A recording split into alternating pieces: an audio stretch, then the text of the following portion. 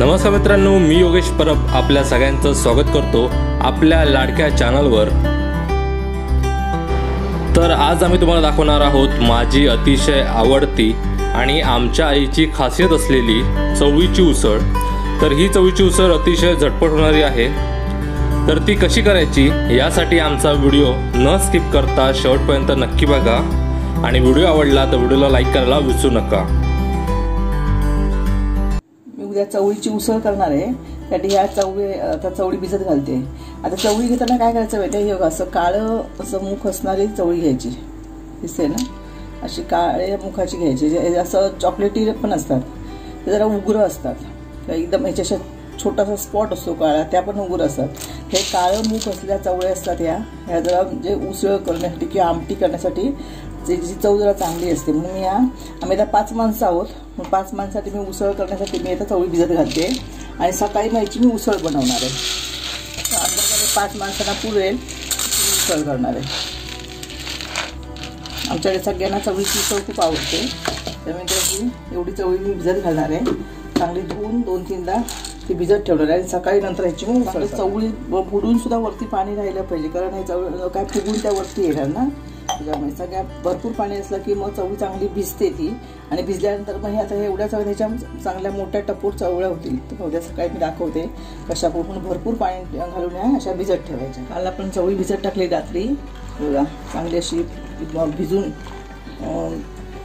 फुगलेली आहे बघा ही। आता याच्यामध्ये मी काय करणार आहे, पाणी घालणार आहे, हे भिजतील एवढं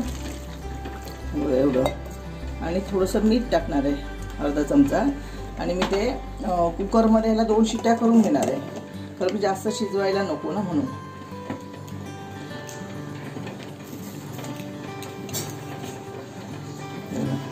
थोडंसं अर्धा चमचा मीठ टाकलं आहे आणि आता मी हे कुकरमध्ये 2 शिट्ट्या करायला ठेवून देते। 2 शिट्ट्या झाल्या की नंतर मग आपण पुढचा कांदा टोमॅटो वगैरे घालून आपण त्याची उसळ करूया। चवळीला पण 2 शिट्ट्या मी काढून घेतले, आता बघूया शिजली आहे का। हे बघा 2 शिट्ट्या काढल्या आहेत, हे बघा चांगलं की शिजलेली आहे। आता मी जी फोडणी करणार आहे, त्यासाठी मी टोप हा गॅसवर ठेवला आहे। टोप जरा तापला की आपण याच्यामध्ये तेल घालूया, 2 चमचे तेल घालूया। टोप तापेपर्यंत तुम्हाला साहित्य दाखवते हे काय आहे ते। हा बघा, हा आमचा तेल मालवणी मसाला आहे आणि ही मिरची पूड आहे, ही थोडीशी मी घालणार आहे। आणि हे 2 मोठे कांदे मी चिरून घेतले आहेत। हा एक टोमॅटो, अख्खा टोमॅटो हा चिरून घेतला आहे। थोडासा कढीपत्ता आणि आलं लसूणची पेस्ट ही घालून मी फोडणी करणार आहे। तर टोप जरा तापला आहे, आता मी ह्यामध्ये तेल घालते। बघा 2 चमचे तेल घालायचं, कारण आपला काय तो कांदा भाजला पाहिजे म्हणून। तेल चांगलं तापू द्या, नंतर आपण कांदा घालायचा। तेल आपलं तापलेलं आहे, आता मी बघा फक्त पाव चमचा जरा हिंग घालणार आहे। आणखी ही कढीपत्त्याची पानं, कढीपत्त्याची पानं चांगली कुरकुरीत व्हायला आली की नंतर हा कांदा आणि टोमॅटो हे चांगलं शिजून घेणार आहे। शिजतेवेळी त्याच्यामध्ये मीठ घालणार आहे, त्यामुळे कांदा पटकन शिजेल। वाटप घालायचं आहे, पण वाटप थोडं घालायचं, उन्हाळ्याच्या दिवसात वाटपाचं आपल्याला खायला कंटाळा येतो, म्हणून हे टोमॅटो आणि कांदा हे जरा मी चांगलं शिजून घेऊन ते स्मॅश करणार आहे, ते त्याची ग्रेव्ही तयार होईल। तर आता हा कांदा मी घातलेला आहे, याच्यामध्ये थोडं मी चमचाभर मीठ घालते, त्यामुळे कांदा आपला पटकन शिजेल। हे बघा, नंतर आपण जेव्हा भाजीला मीठ घालतो तेव्हा आपण थोडं मीठ घालायचं आहे। तर हा शिजण्यासाठी आता मी ठेवून देते, त्याच्यावर झाकण घालते आणि 5 मिनटं आपण ढवळायचं आणि असाच कमी गॅस ठेवून तो चांगला मऊ व्हायला द्यायचा। आपला कांदा किती मऊ झाला ते बघूया, हे बघा चांगला मऊ झाला आहे कांदा। आता मी थोडीशी त्यात अर्धा चमचा हळद घालणार आहे,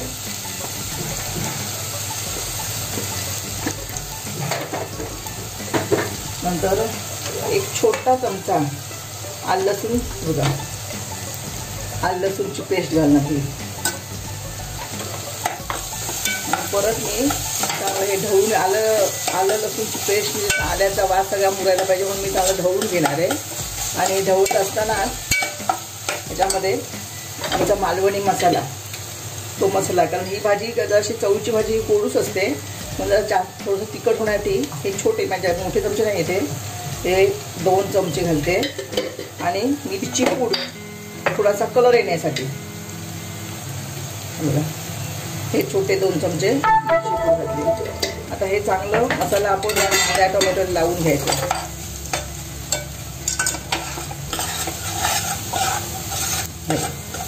चांगलं असं धुवून घ्यायचं. आणि आम्ही तुम्हाला सांगितलं की मी वाटप आहे ते आधीच काढून ठेवते, त्यामुळे मी वाटपसुद्धा ह्या कांद्याबरोबर जरा भाजून घेणार आहे.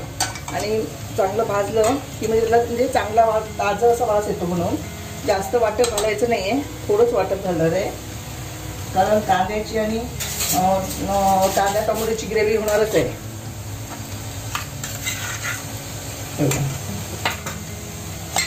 हे चांगलं ह्या कांदा टोमॅटोबरोबर आपण हे वाटण शिजवून घ्यायचं.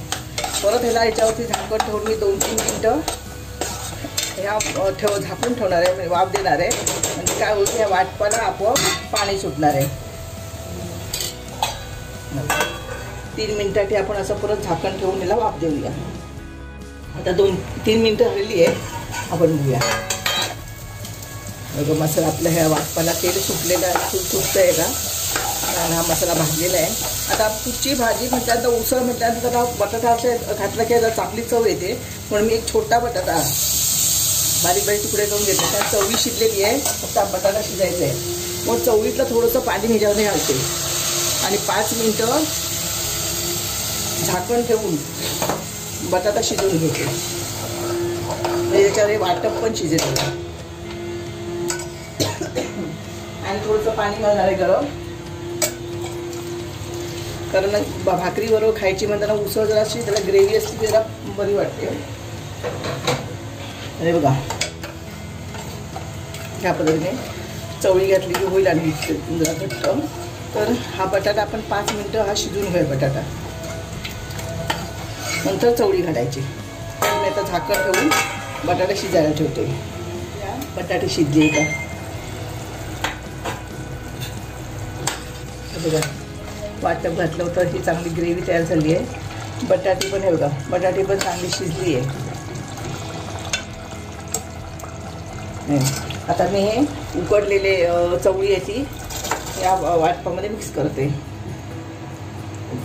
चांगलं ढवळून घ्यायचं अलगद हाताने, कारण चवळी आपली शिजली आहे. जास्त आपण ढवळलं तर आणखी काय होईल, त्याची चिरडल्या जातील म्हणून. आता आणखी 2-3 मिनटं ह्याला आपण वाफ द्यायची की आपली उसळ ही बघा चांगली ग्रेव्ही तयार झाली आहे. आपली उसळ तयार होईल. थोडंसं मी जरा पाणी ॲड करतो, त्याच्यात घालते.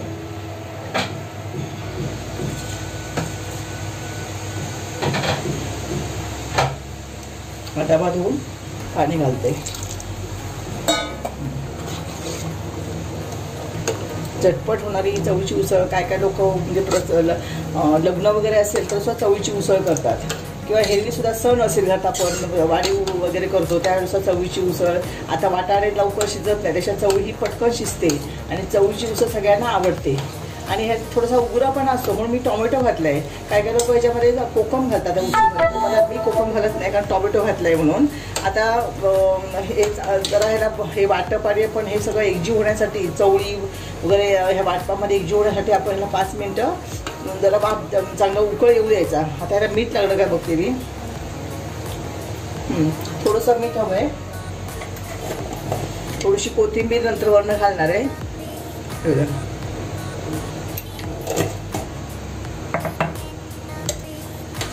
जरा उकळू दे. आणि थोडंसं मी छोटा 1 चमचा ना मी किचन किंग मसाला घालणार आहे. तर ह्याला चांगला थोडीशी चवळी ही गोडूस असते म्हणतात, तर त्याला थोडं तिखटपणा आणि गरम मसाल्याची टेस्ट येण्यासाठी मी किचन किंग मसाला घालते. किचन किंग मसाला हा छोटा 1 चमचा मसाला हा चांगला पण धुवून घ्यायचा. बघा तुम्ही ह्याला उसळीला आता उकळ आलेला आहे, त्यामुळे जास्त काय उकळायची गरज नाही. चांगली शिजलेली आहे, चवळी शिजली आहे, बटाटे शिजले आहेत आणि वाटा पण शिजलेलं आहे. आता थोडीशी मी कोथिंबीर वरून घालते की आपल्या आता ही चवळीची उसळ भाकरीबरोबर चपातीबरोबर खायला तयार झाली आहे. गरमागरम आणि चविष्ट अशी चवळीची उसळ ही आता तयार झालेली आहे। तर ही उसळ तुम्ही नक्की करून बघा, ती कशी झाली हे आम्हाला नक्की कळवा। व्हिडिओ आवडला असेल तर व्हिडिओला नक्की लाईक करा आणि हा व्हिडिओ तुमच्या मित्रपरिवाराबरोबर जास्तीत जास्त शेअर पण करा।